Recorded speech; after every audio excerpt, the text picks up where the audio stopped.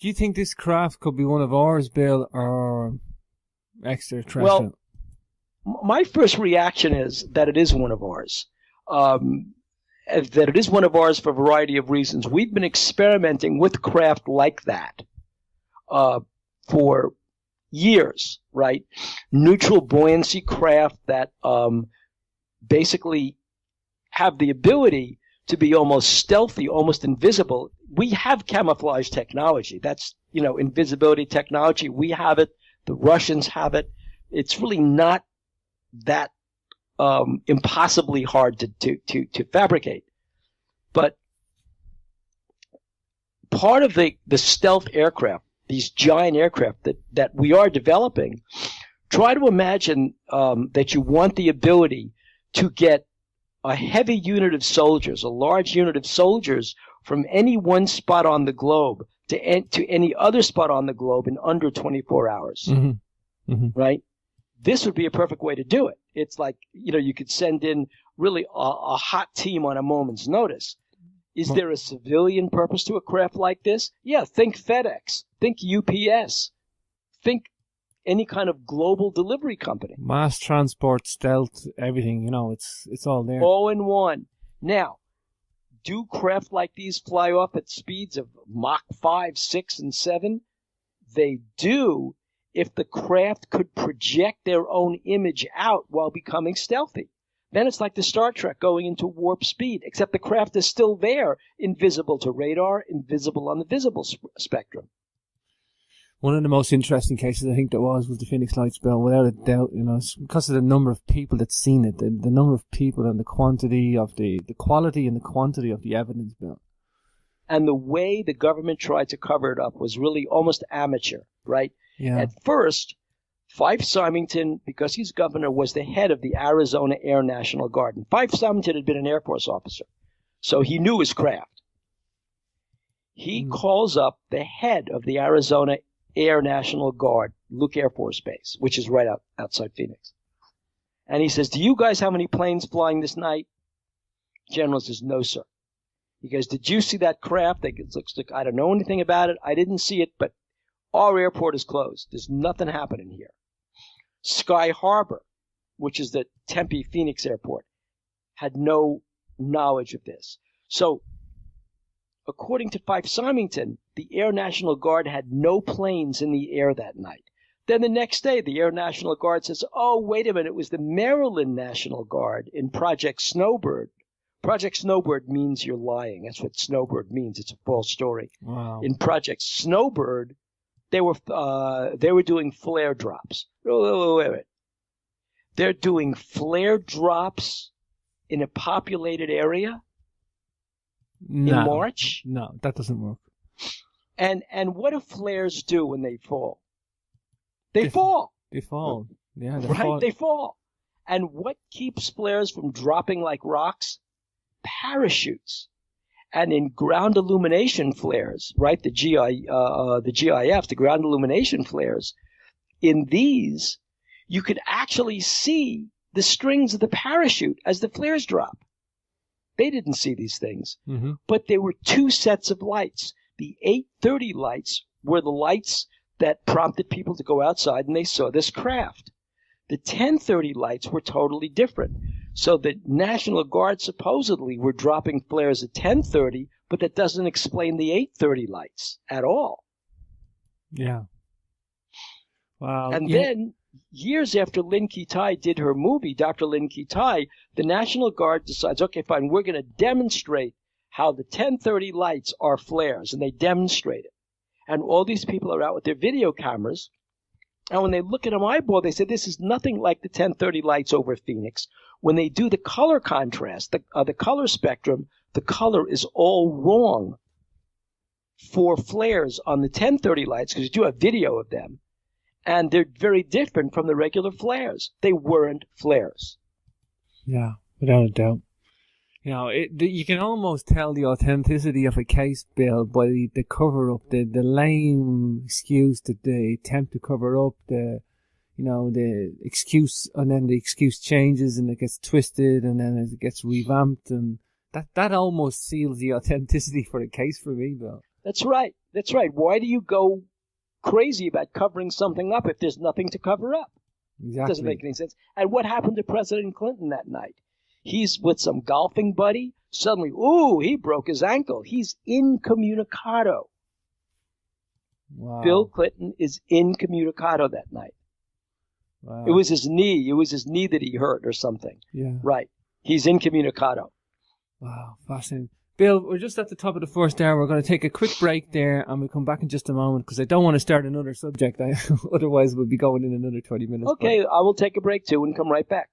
Hi, everybody. You're back listening to James Swagger, your host for this evening. We're talking to Dr. Bill Burns, discussing UFOs, UFO hunters, and Bill's career. Hi, welcome back, Bill. Yes, thank you. Wow, what a discussion, Bill, we're having. We're going to throw the next one at you. Nazi UFOs. This has to be like a monster area of research as well. A little bit into history as well. But I have no doubt that these guys were prevalent with some technology, Bill. They had to have some sort of a helping hand. The more I look at it, Bill, they had advances in Kevlar. They had advances in rocket technology, and the list is endless, Bill. These guys must have had a helping hand, or at least had some sort of a technology to back engineer, Bill. But I mean, that's the UFO. One of their scientists, very important scientist called Herman Oberth, right? Very, very important scientist, went to work for NASA. He was part of Operation Paperclip, he was patriated to the United States. He says, this is a public quote now. This is not, right? This is not rumor. This is a quote. Mm-hmm. He says, we were helped by people from other worlds. Now, if you were a skeptic, which you should be, you would say to me, some old German guy says we're helped by people from other worlds. Is there a smidgen, an iota of anything that you could say would corroborate that story? Well, here's what I'd say if asked that question. When NASA began doing all the research on its moon program, its lunar program, it wrote a report, and you could get this online. Mm-hmm. It was a report that documented 500 years of lunar anomalies. It's a fabulous report. I mean, it's incredible. I mean, the Elizabethan playwright Christopher Marlowe saw a UFO on the moon. I mean, it's fabulous, incredible stuff. In the 1920s, the Germans, this is right after World War I, the Germans were seeing structures on the moon and lights on the moon. They knew something was going on up there. And the British were seeing it too. So from those reports, this is NASA. This is basically a NASA report. You know that the Germans were involved in looking at some anomalous extraterrestrial activity upon the moon. Now, the Germans learned their rocketry from an American scientist called Dr. Robert Goddard in New Mexico. And Werner von Braun was one of his devotees. They brought that technology back to Germany and developed the German rocket program. So on the one hand, we know where they learned their rocketry, okay? They learned it right here in the United States. We know that they had a very heavy plan in Germany, but it wasn't the rocketry itself that really captures your attention. It was the German experiments with exotic weapons. I mean, they had, and I was there, a space facility, a space medicine facility in Poland. Mm-hmm. The guy who ran that facility developed the pressurized spacesuit for NASA. So, I mean, these were, and how do they test the spacesuit? On concentration camp inmates. So, I mean, you have the Germans talking about launching human beings into space, and they actually developed this thing called a rocket plane that would go to the near high in the atmosphere, way above the altitudes, the ceilings of conventional fighters escorting the bombers over Germany. Then they would dive through the squadrons and knock out the bombers. They didn't care about the fighters, but they would knock out the bombers. The fighters couldn't do any damage. They were knocking out the bombers. That was the plan. But they never deployed them. They never used them. The Germans had rocket sleds. They didn't, they never did that. The other side of the coin, besides the technology, is that the Germans, and this is again the Germans believed from the turn of the century on that the Aryan race came from off planet. In fact, according the Aryan race, according to that mythology, came from a planet called Aldebaran and was nurtured in a place called Thule, Greenland. Hence, the Nazi philosophers, the early spiritually oriented Nazi philosophers, were called the Thule Society. And so the idea that the Germans, the Aryans, were planted on Earth from another planet sent the Germans around the world to find proof of this. They looked in the Vedic texts and saw how the Vimana would like flying saucers, firing beams at each other, using atomic weapons, so that there was some kind of war, this extraterrestrial war on planet Earth. The Germans were really into that in terms of the Nazi philosophy. So imagine that the Germans are developing a kind of very exotic technology to win the war, but yet the stream is that these people are extraterrestrial. They're not from this world. Yeah. And so these come together to have this Nazi mysticism about extraterrestrials, and that's feeding this weapons development. That's why there was a Battle of the Bulge, by the way. Mm-hmm. I mean, one of the German rationales for trying to bottle up the Allied advance in Belgium was that because we were going around Belgium and then going into Germany, and one of the rationales for that is to buy them time. They had deployed in late 1944. They were deploying V-1 bombs, right? Essentially crude cruise missiles, V-1 buzz bombs over England. They were finally able to launch from France, because they couldn't launch them from Germany, from France V-2 rockets that were hitting London. Then their plan was that if they could develop these weapons even more, if they could develop atomic weapons, they could devastate the Allies in the last minutes of the war. That would allow them to turn their attention towards the Russians that were coming through Poland and devastate them. They had a plan to win the war even in the darkest days of 1944 through early 1945. One of those plans involved sending a fleet of U-boats with launch ladders, launch ramps on their foredecks into American waters, where they would surface, launch their missiles, launch their V-1 rockets, and submerge and get out of there. So the idea was if they had very powerful weapons, they could bomb New York, Philadelphia, Boston, and Washington, knock these cities out, force the Americans to sue for peace, and then if they could strike a peace with the British, they could turn their attention toward the Russians. Didn't work, but that was their plan. And the weapon they were thinking about was something which they called the Wunderwaffe, the wonder weapon, which was a radioactive device that theoretically could travel in time and change history. And that was the Nazi Bell. Wow, the Nazi Bell project, yeah. Yeah, didn't they have that concrete structure to hold down the Nazi Bell as well in Poland? Yeah, the henge. It was called a henge, and even though it looks like the underpinning of the water towers they have, henge means circle, by the way, and even though it looks like one of the standard water towers, it's much, much bigger, and there are no remnants of a water tower there. It was used to hold down this device they were testing outside called the Bell. Wow, tying down this anti-gravity device.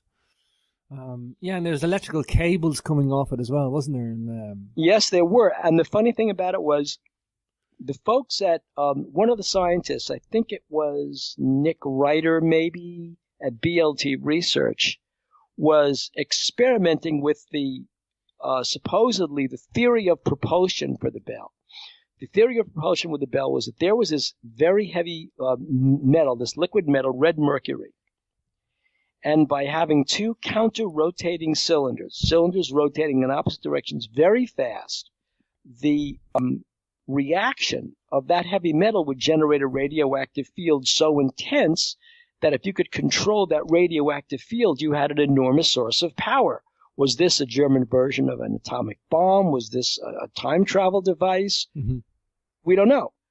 But what this one person at BLT Research, this one scientist, did was he very gingerly began experimenting with counter-rotating liquid heavy metals. And sure enough, he developed a radioactive field.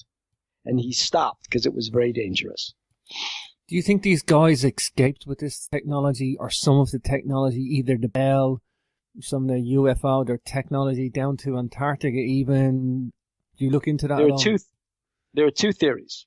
One is we believe that the Nazi, first of all, when the Russians got to the Owl Mountains in Poland, there was no Nazi Bell. It was gone. Yeah. And we were in the cave where it was being built. We stood there in the cave, seeing all the cables and stuff in this cave, the German machine gun nest to guard it. And so it was gone. So was the Bell flown out of Poland on a huge Junkers bomber to the South Pole, where supposedly, or to South America, the South Pole, where supposedly this went into this land underneath the South Pole that the Saxons had inhabited centuries before, called New Swabia, and where a lot of the Nazis went. That's why they went to South America. Mm-hmm. Or the person in charge of the development of the Bell was an SS officer. He was an electrical engineer, but he was an SS officer, and his name was Kurt Davis. Right? That's this person. Mm-hmm. Kurt Davis disappears with the Bell. Where does he wind up? In NASA in the 1960s as one of the directors. He's a launch control director at Cape Kennedy. Suddenly, a guy who's an SS officer running a prison camp is now a NASA director. And this guy and NASA show up in December 1965 when the strange bell-shaped, artillery-shaped object, glowing blue, does a long S-curve and lands in a ditch in Kecksburg, Pennsylvania. Yeah, How did Kecksburg, he that's do right. that? Kecksburg, yeah, I think these guys could have just popped into existence again. The thing is, if you're going to travel in a craft like that, Bill, you're traveling through time and space. It's like, you could jump 10 years and you wouldn't even know it, like. Right, and then back in 2008, a strange bell-shaped, artillery-shaped craft comes to a relatively soft landing in a ditch alongside the Colorado River outside Needles, California. Wow. People see it. Wow. And what they see is a series of U.S. military helicopters and a sky crane over the object, which is still glowing blue, by the way, and hauling it away. So, and then Lake Mojave, which is nearby, is a test facility for advanced weapons. Did something overshoot Lake Mojave and land in Needles? But here's the other thing where George Knapp gets involved. A strange bunch of very tough-looking guys in black suits and black helmets riding black vehicles with mounted machine guns on them show up in town and start talking to a lot of people. What'd you see? When'd you see it? I wouldn't talk about this if I were you. And Knapp confronts them on the road, and it turns out these guys are from the Atomic Energy Commission, Department of Energy. These guys are there to secure atomic weapons. Wow. What are they doing in Needles, California? Wow. George Knapp's an interesting guy. I like George Knapp. Very, very prolific investigative journalist. He doesn't mess about. He just wants to get to the truth and to the knowledge, and prolific guy. Right, but he comes out to Needles to find out what's going on out there. I'm fully convinced that the tall blonde thing is like, these guys are another race, and there's so many examples of this, Bill, from South America, the Germans. I mean, it's like all over, like. I have no doubt, like, I mean, there's a few cases in America as well where people say they meet tall blonde beings and that they look very, very similar to us, Bill. Well, that's what I've heard too. People have said to me that, in fact, the chapter I'm writing now about the Greys conspiracy, we talked to this one person, Marion Colasandro, who said that it's the tall Greys, not the tall Greys, but the tall Nordics, these Nordic-looking beings that are the ones that really control. There are different species, but these are the ones that really control the little Greys, the android-like Greys who do their work. That's how these different races work together. And these Nordic beings showed her these devastating visions of planet Earth after climate change. Yeah. She's coming on the show, Bill. She's coming on the show. Oh, she is? Yeah, start of March. I'm looking forward to it. I spoke to her the other night. Lovely lady. Good. Lovely lady. So I'll be looking forward to that show. You know, let's switch gears again, Bill. Let's talk about, you know, aviation industry, because if there's anybody going to recognize what a UFO looks like, you know, it's going to be somebody in the aviation industry. And there's been several dogfights as well between UFOs where, you know, military planes have tried to take these guys down. I think, you know, I don't know about the rest of the world, but certainly America, I think they guys would shoot these things down if they could, Bill, because they want the technology. Well, we have. I mean, if you talk to Frank Fascino, who's a great interview, by the way, he's a great guest.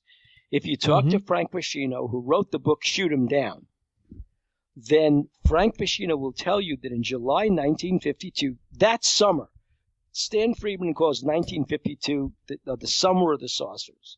They were all over the place, and especially over Washington, D.C. And we intercepted them, and we know that there was this incursion because we have the photographs of that incursion. We have these echelon formations of flying saucers over the Washington Monument, over the Capitol building. So they were over Washington. And we did send our top jets and top fighter pilots against them. And we brought some of them down. One craft crash landed out in West Virginia, outside of in Braxton County, outside of Flatwoods. And Frank did an incredible job of amassing the witnesses, interviewing the witnesses, and piecing together. It's a great story. Piecing together what happened when this alien craft crashed in Braxton County, outside of Flatwoods. It's called the Flatwoods Monster, and sent this defensive. It had this defensive kind of robot-like device that scoured the area to keep people away, while other craft came in to take it away. So this is a phenomenal story. So we have shot these things down. I think as an engineer, Bill, what we could do with the technology, how could we back engineer it? And I just think this stuff's so advanced, there's very little we could grapple with. You know, I think there's very little that, but I think, you know, that wouldn't care to the military organizations of the world. They would have, if they could only back engineer 1% of this stuff, Bill. Well, here's what supposedly is going on. First of all, you have a lot of people in quasi-NGO military relationships who are actively doing research on things like dark matter, dark energy.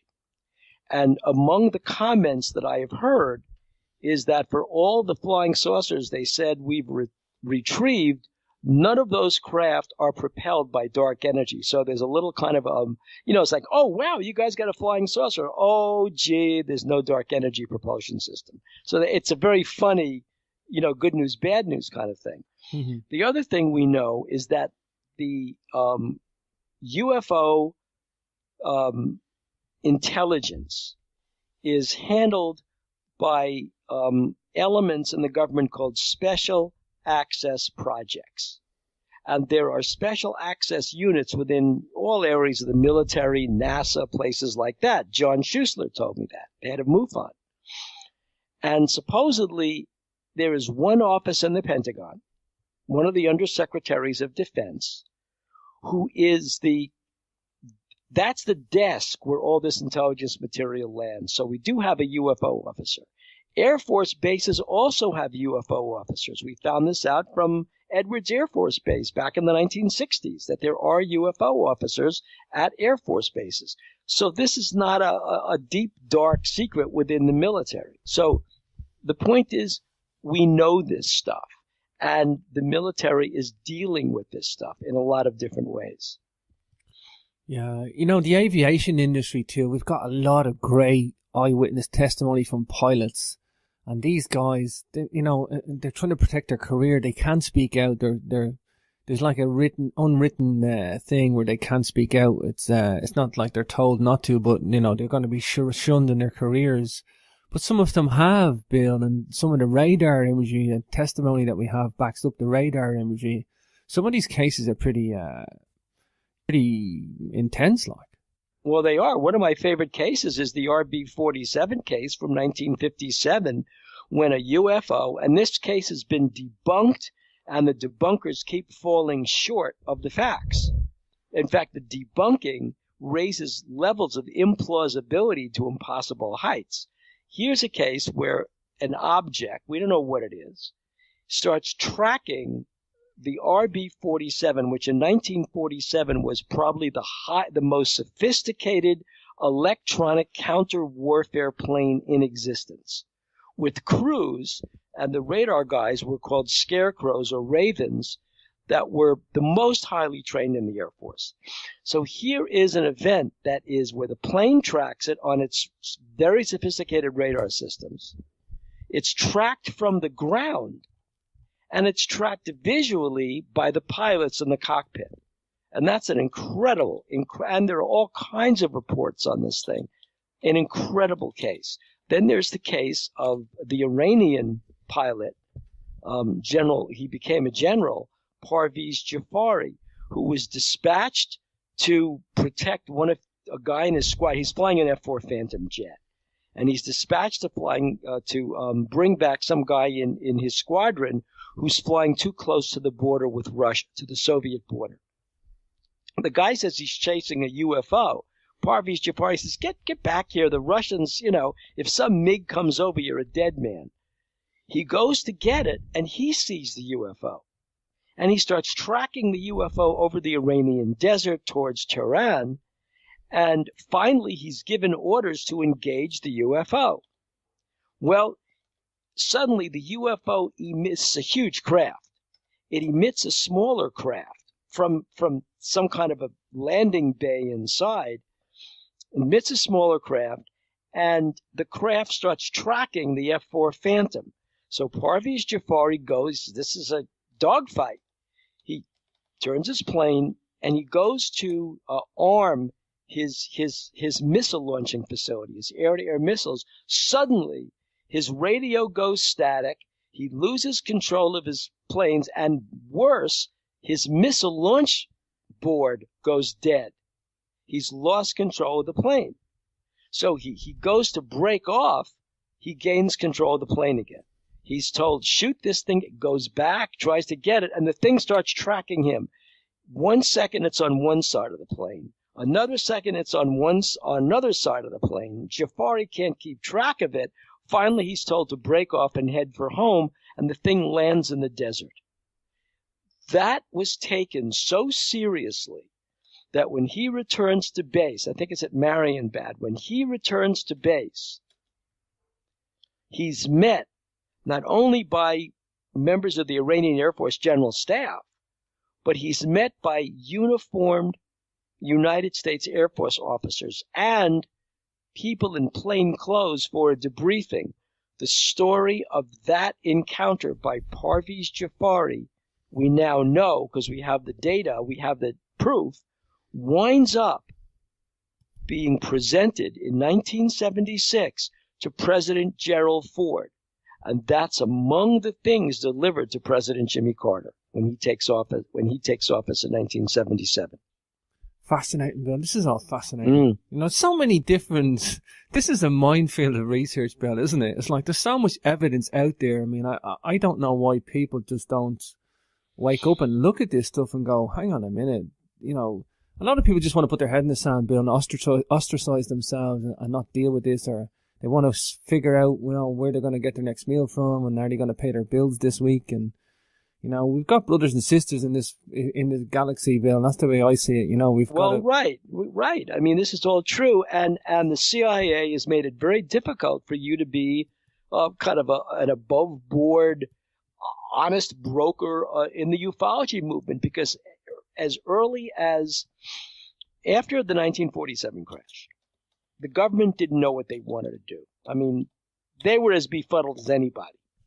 So they pulled together the staff from Air War College. Among them was a lieutenant colonel called Marion Magruder, who'd been the commander of his own squadron of night fighters in World War II in the South Pacific. So they take these classes to Wright Field, where the alien debris wound up and where the live alien wound up. And the point was that the members of these classes had to write up their ideas for strategy about this. We didn't know if it was a threat or not, but about this alien threat. I'll just call it that because we didn't know. And all these officers, the most prevalent types of theses that they began writing were theses about the development of tactical nuclear weapons. Odd that they would do that. But they saw this. So we had no policy in 1948. Finally, evolving in 1949 and 1950, the various projects, Grudge and Sign, all began to formulate a policy so that by the time Eisenhower was taking office in early 1953, and remember, Eisenhower had his own UFO sighting when he was on the deck of the Franklin Delano, the USS FDR, in Project Operation Mainbrace in the North Atlantic in 1952. So Eisenhower gets this briefing about the fact that there are really live aliens, and we've had encounters with off-planet species. And so finally, the CIA, if you read the history, again, online, develops a plan that you're not going to tell people that UFOs don't exist. I mean, you could say that all you want to, and they have, but the other way to do it is to have a 2 or 3-pronged approach. One, take all the things you know to be true about UFOs and alien landings and give it to Hollywood. Because if Hollywood is making motion pictures about it, like Day of the Triffids and things like that, if Hollywood is making motion pictures about it, people look at it as fiction as opposed to reality. Fictionalize it to marginalize it. Yeah. 2, yeah. You make fun of people who claim to be UFO witnesses, contactees, abductees, etc. They become objects of ridicule. Sure. And 3, you flood the airwaves with disinformation about UFOs so that people believe all the wrong things. Yeah. And it worked. Yeah. You know, on the other side, and just as you mentioned Hollywood, you had Dan Aykroyd come out and do the DVD with David Sarita. You know, he's a believer in UFOs, like, so at least that's... Well, he was a witness. I mean, he tells the story. He was living near Upper New York State. And he said he wakes up and he feels this huge urge to go out into the night. This was a cover story in UFO magazine, this huge urge to go out into the night. And he sees hundreds of people staring at this huge UFO in the sky. So he believes because he's seen it. Yeah. Yeah, and he wants the truth and he wants to get to the bottom of it, like, you know, and so he's like another voice. And that's good to see that, Bill, because he's got some media behind him, you know, and media attention. So, not that that's necessary for credibility, but, you know, it's at least it kind of takes the Hollywood thing down a notch. Not much, but it takes it down a notch. Right. I mean, not that much because Hollywood is still doing these movies, but, you know, even things like the only way you can tell the truth is fiction. So you've got Close Encounters of the Third Kind, where you have a story about ostensibly, this is what John Schuster told me, a real UFO landing all the way back in the 1960s. And this is that story, but it's fictionalized. Do you remember another great case is the Japanese... I talked to my dad about this a lot. He's my UFO fellow researcher, and I've been enlightened to this as a kid and stuff. But, you know, the Japanese flight that went over Alaska, I think it was 1628 it was. Where, yes, yeah, JAL 1628. Yeah, what a case this one, Bill. Well, and again, the backstory on that is multiple witnessed UFO on radar, witnessed, picked up, by the way, by the United States Air Force. They picked it up on their radar. They were over Alaska, and the thing hovered, buzzed the plane, observed the plane, and then split off. Well, the person who was in charge of that investigation for the FAA was a man called John Callahan, who I met. John Callahan amassed radar tapes, videotapes, the audio tapes from the conversations, amassed the whole thing. And they're having a meeting about this at FAA headquarters. Who walks in? The CIA. They say to Callahan and the assembled group, hand us the tapes. Luckily, Callahan kept copies. Hand us the tapes. This meeting never took place.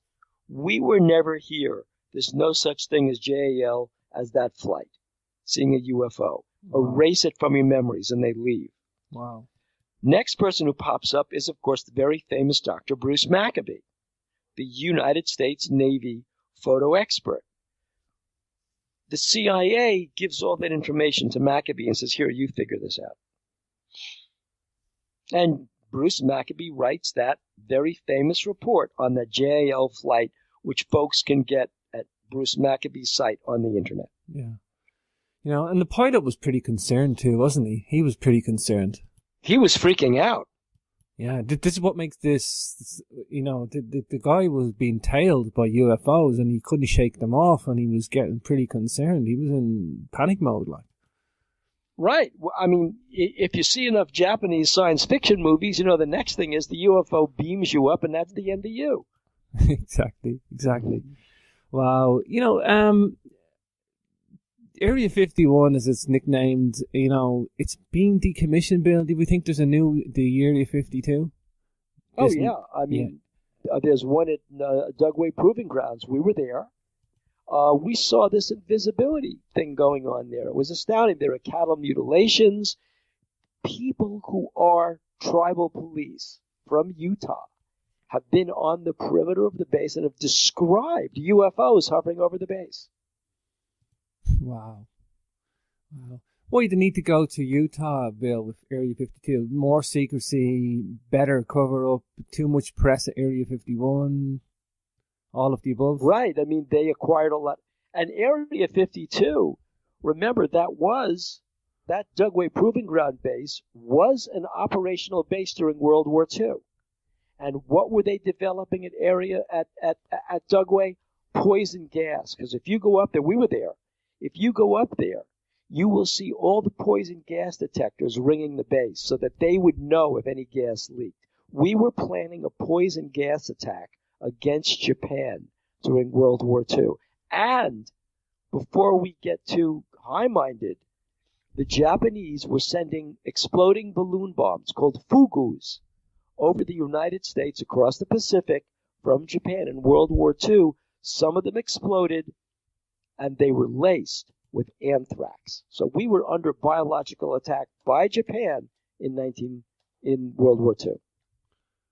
And that's why Area 52, Dugway Proving Grounds, was developing poison gas to be used against the Japanese. When we went there, they knew we were coming. We were there twice. I'm telling you, helicopters all over the place.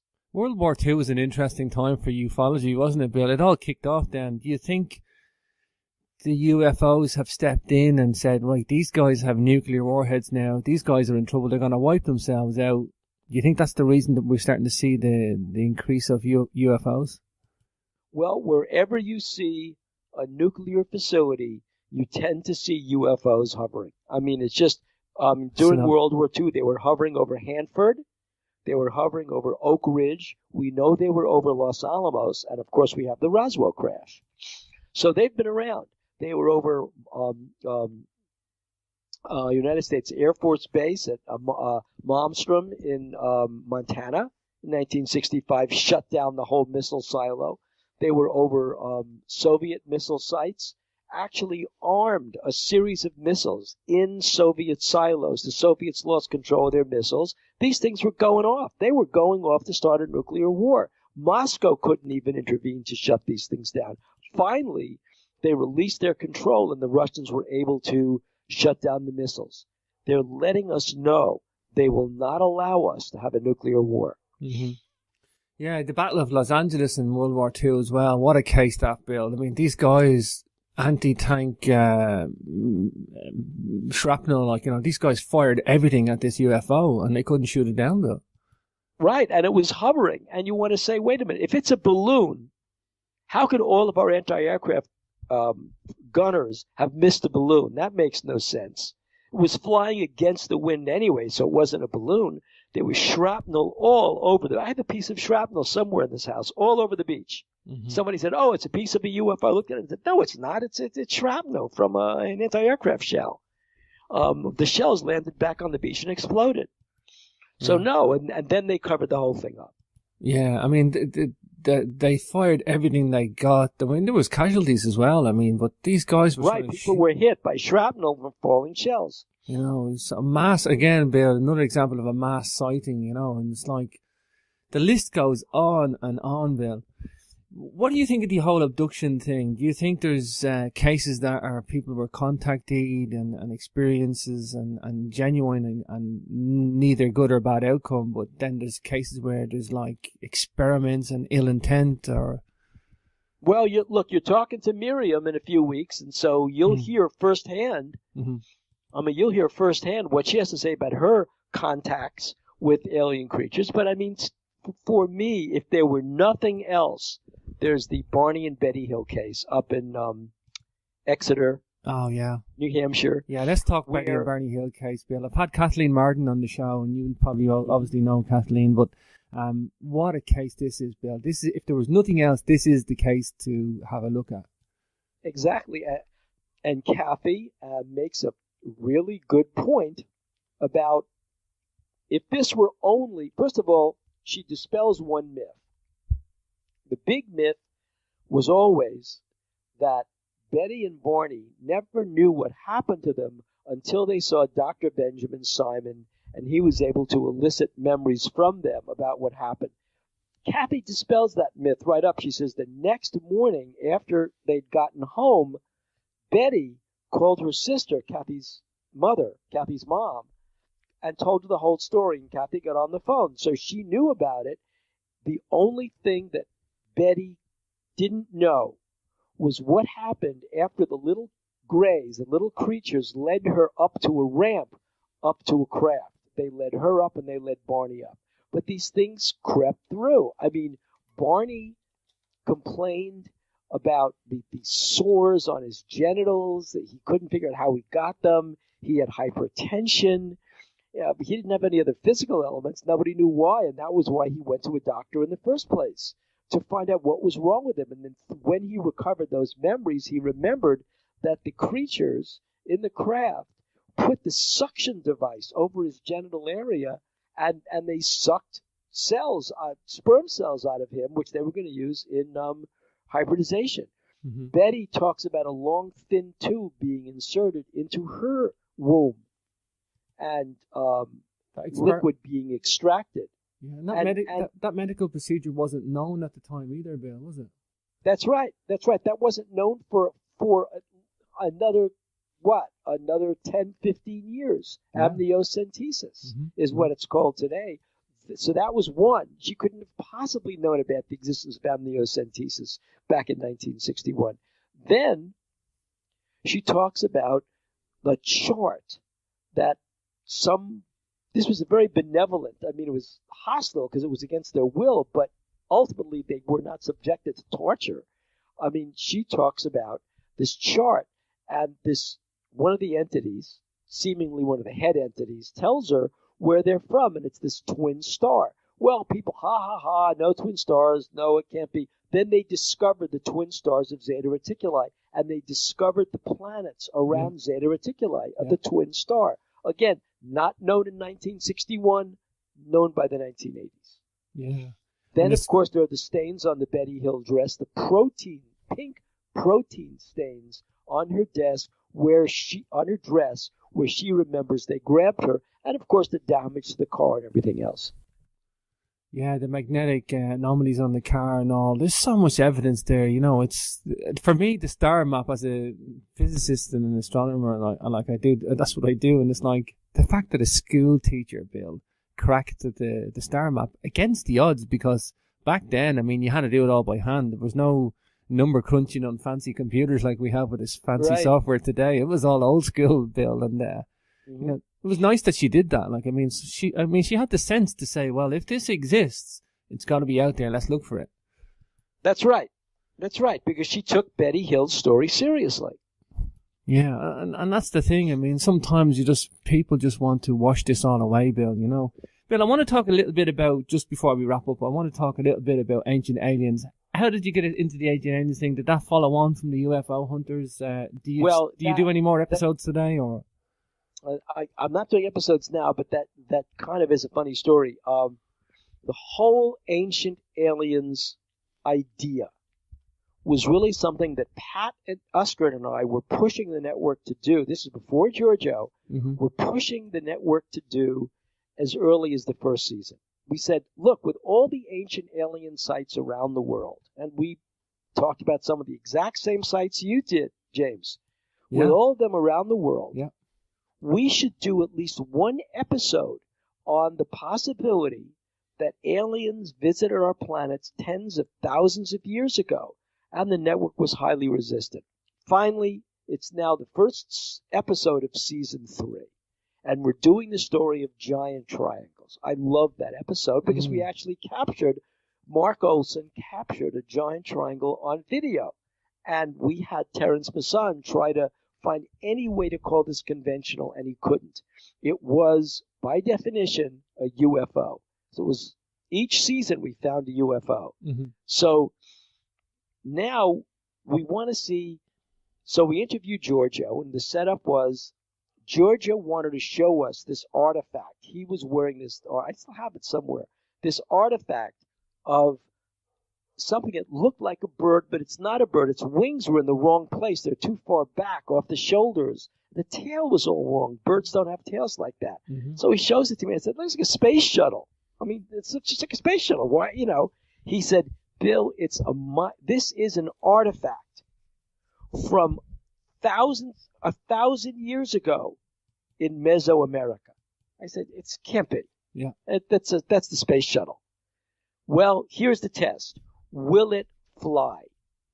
We go to Brick Price. We show him the little piece of jewelry that Giorgio has. He scales it up to something that might a decent size. We launch it on a catapult. It flies. Wow. It flies. Wow. Yeah, Now, I remember the scaled model. It was like a little model plane, exactly scaled to the right dimensions and all. Yeah, so it's flying. So the network sees that, right? And then says, let's do a show based on that. And that's how Ancient Aliens got started as a series. And they asked me to help launch the series and be in the first episodes, which I were. Wow.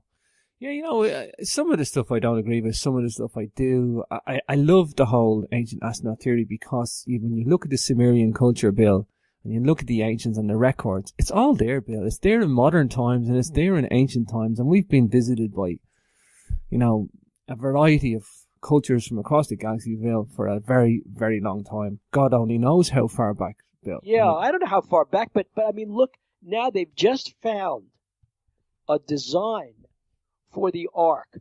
So instead of the Ark being the boat-shaped, right, bow and stern that it was a huge circle. Mm-hmm. And of course, look at all the cultures that talk about the flood.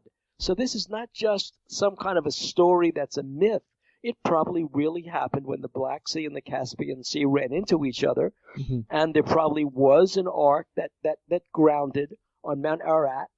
And that story, which was a Mesopotamian story, found its way into the because there was the Jewish community and there was an ancient community in Mesopotamia, found its way into the Bible. Yeah, no doubt, Bill. You know, do you look into the Dogon much? Have you looked at that? I have for Ancient Aliens, as a matter of fact. We did, and it was the Dogon fertility dances and the ceremonial dances with the space helmets they were wearing, those square, boxy space helmets on their heads. And of course, the Dogons migrated from ancient Egypt. Yeah, they're Egyptian.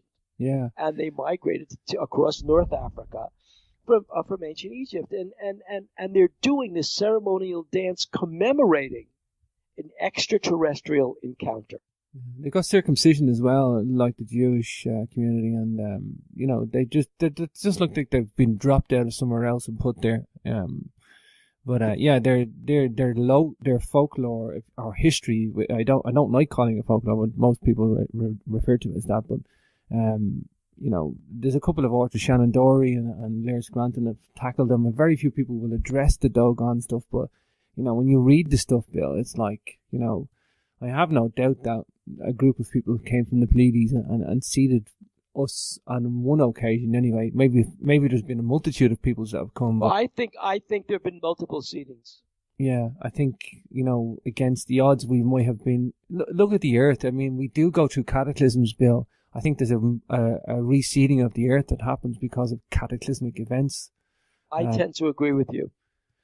Whether that is, done with good intent or bad intent, I don't know. A lot of people talk about we were used as slave species, and I don't even care about that, Bill, because we're not I'm not a slave anyway today, but because I don't buy into the commercial aspect of life, but there are people that do that, and we are slaves to the Western money system in a way. But setting that aside, it doesn't really matter what we were used for or reseeded.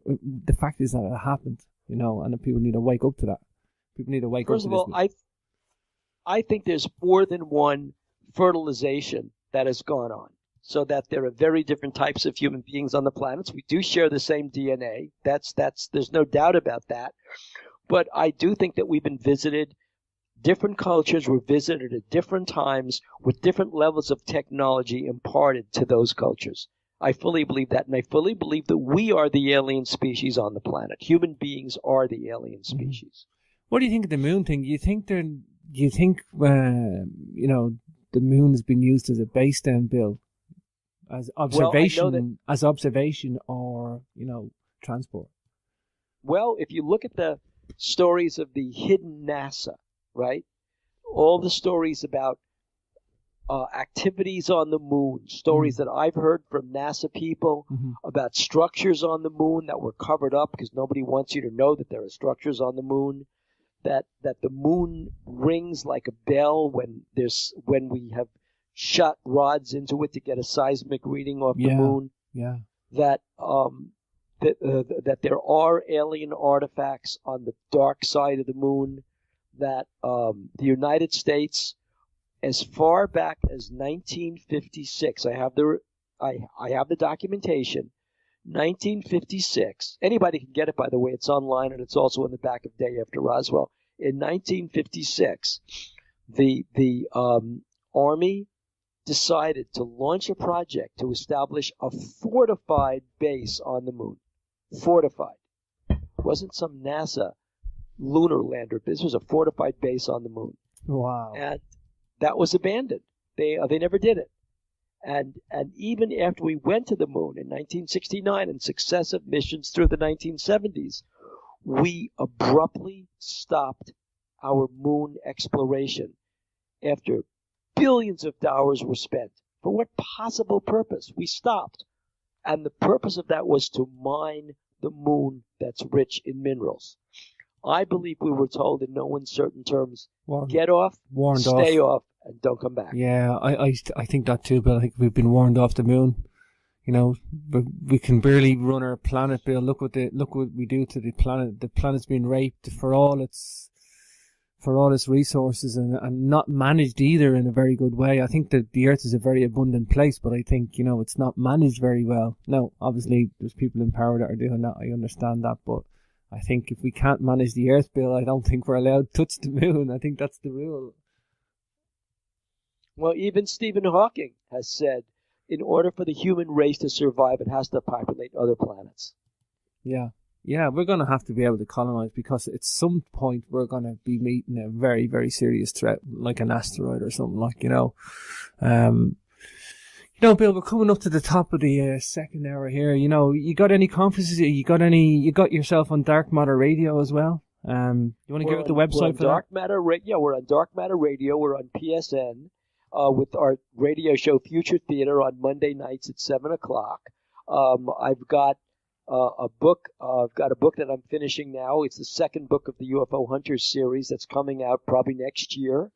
I've got a book on violent crime in America coming out next year as well. And those are my projects. Wow. I'm going to be I've got 3 conferences coming up next year where I'll be. One is at the Presidio conference with Ruben Uriarte. That's in October. Another in July is the MUFON conference here in New Jersey, in Cherry Hill, New Jersey. Mm-hmm. And the third conference is as early as April, and that's going to be in Florida with Antonio Paris talking about the aerial phenomenon. Wow. Busy guy, Bill. Busy guy. Yeah. Yeah, no, that's great, Bill. That's great. I'm going to have to definitely get you back on the show, Bill, at some point anyway, for sure. Well, I'm looking forward to it. Yeah, and it's great to see you. I've tuned in a couple of times on Dark Matter Radio and, PSN too. And, sure. Great to be part of that network too, Bill. And, I like the guys there. I get a great reception there, great audio quality, great professionality. And they got a great bunch of hosts there too, Bill. So they do. It's a really strong network, and I'm looking forward to seeing it grow and grow. Yeah, and that's the way it's going. It's growing and growing. So yes, Bill, thank you for your time today. It's been an absolute pleasure. Well, thank you, James. Very informed. A couple of hours. Thank you very much for having me as a guest. Thank you, Bill. Part of the stealth aircraft, these giant aircraft that we are developing. Try to imagine that you want the ability to get a heavy unit of soldiers, a large unit of soldiers from any one spot on the globe to any other spot on the globe in under 24 hours, right? This would be a perfect way to do it. It's like, you could send in really a hot team on a moment's notice. Is there a civilian purpose to a craft like this? Yeah, think FedEx, think UPS, think any kind of global delivery company. Mass transport, stealth, everything, it's all there. All in one. Now, do craft like these fly off at speeds of Mach 5, 6, and 7? They do if the craft could project their own image out while becoming stealthy. Then it's like the Star Trek going into warp speed, except the craft is still there, invisible to radar, invisible on the visible spectrum. One of the most interesting cases I think there was the Phoenix Lights Bill, without a doubt. It's because of the number of people that's seen it, the number of people and the quantity of the quality and the quantity of the evidence, Bill. And the way the government tried to cover it up was really almost amateur, right? Yeah. At first, Fife Symington, because he's governor, was the head of the Arizona Air National Guard. And Fife Symington had been an Air Force officer, so he knew his craft. He calls up the head of the Arizona Air National Guard, Luke Air Force Base, which is right outside Phoenix. And he says, do you guys have any planes flying this night? General says, no, sir. He goes, did you see that craft? It looks like I don't know anything about it. I didn't see it, but our airport is closed. There's nothing happening here. Sky Harbor, which is the Tempe Phoenix airport, had no knowledge of this. So, according to Fife Symington, the Air National Guard had no planes in the air that night. Then the next day, the Air National Guard says, oh, wait a minute, it was the Maryland National Guard in Project Snowbird. Project Snowbird means you're lying. That's what Snowbird means. It's a false story. Wow. In Project Snowbird, they were doing flare drops. Wait. They're doing flare drops in a populated area? Wrong. For flares on the 1030 lights, because you do have video of them, and they're very different from the regular flares. They weren't flares. Yeah, without a doubt. You can almost tell the authenticity of a case, Bill, by the cover-up, the lame excuse, the attempt to cover up, the excuse, and then the excuse changes and it gets twisted and then it gets revamped, and that almost seals the authenticity for the case for me, Bill. That's right. Why do you go crazy about covering something up if there's nothing to cover up? Exactly. It doesn't make any sense. And what happened to President Clinton that night? He's with some golfing buddy. Suddenly, he broke his ankle. He's incommunicado. Wow. Bill Clinton is incommunicado that night. Wow. It was his knee. It was his knee that he hurt or something. Yeah. Right. He's incommunicado. Wow, fascinating. Bill, we're just at the top of the first hour. We're going to take a quick break there, and we'll come back in just a moment because I don't want to start another subject. Otherwise, we'll be going in another 20 minutes. Okay, I will take a break too and come right back. Hi, everybody. You're back. Listening to James Swagger, your host for this.